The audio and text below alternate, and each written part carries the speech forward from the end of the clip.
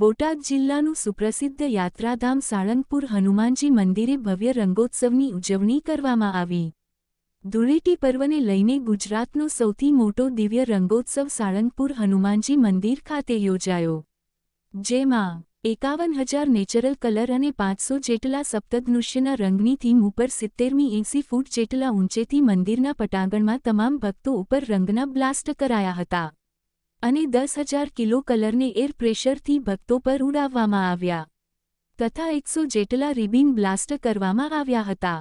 આ રંગોત્સવમાં ભક્તો દાદાના રંગે રંગાયા બાદ રાસ ગરબાની રમઝટ બોલાવવામાં આવી હતી અને 50 નાસિક ઢોલના સથવારે રંગોત્સવની ઉજવણી કરવામાં આવી હતી।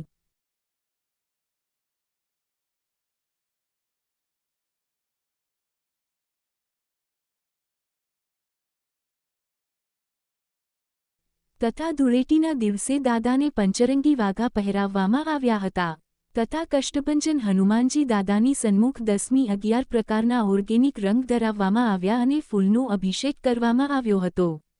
સવારે 8મી 11 વાગ્યા સુધી રંગોત્સવની ઉજવણી કરવામાં આવી।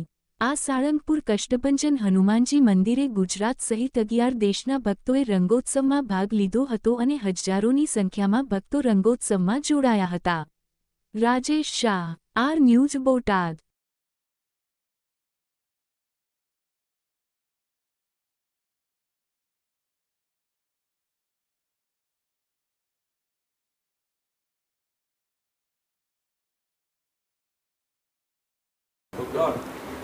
હેપી હોલી। સનાતન હિન્દુ ધર્મનો મહાપર્વ એટલે હોલી। આજે સાળંગપુર કષ્ટભંજન દાદાના દરબારમાં ગુજરાતની સૌથી મોટી રંગોત્સવ ઉજવવામાં આવ્યો છે। અહીંયા હજારો લાખોની સંખ્યામાં યુવાનો આજે દાદાના ભક્તિના રંગથી રંગાયા છે। વર્ષો પહેલાં સ્વામિનારાયણ ભગવાન આ ધરતીને ભક્તિના રંગથી રંગી હતી અને અહીંયા બહુ મોટો હોળી ઉત્સવ રંગોત્સવ કર્યો હતો। એ પરંપરાને અનુસારે આજે દાદાના દરબારમાં લાખો યુવાનોએ આ હોળીનો લાભ લીધો છે। દાદાને પ્રાર્થના, હેપી હોલી। સમગ્ર ભારત કાયમને માટે રંગીન રહે એવી પ્રાર્થના।